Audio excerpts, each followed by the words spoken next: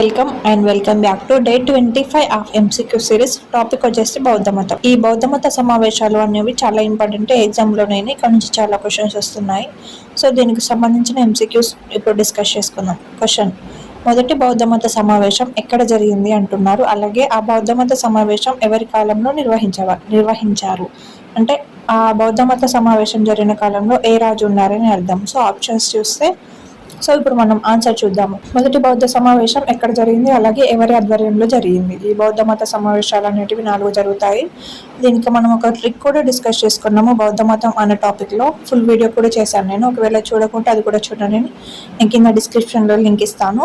So ఇప్పుడు answer చూస్తే ఇంకా ట్రిక్ గుర్తుపెట్టుకుంటే ఆకా అనే ట్రిక్ ఈ ప్రాంతం అంటే ఎక్కడ జరిగిందన్న ప్రాంతానికి ట్రిక్. అలాగే రావైపాకు అనేది ఈ ఆకా అనేది ఏ రాజు కాలంలో జరిగింది, అలాగే రావైపాకు అనేది ఏ ప్రాంతంలో జరిగింది. సో ఇప్పుడు ఆ అంటే అశోకుని కాలంలో జరిగింది. రా అంటే రాజగృహ.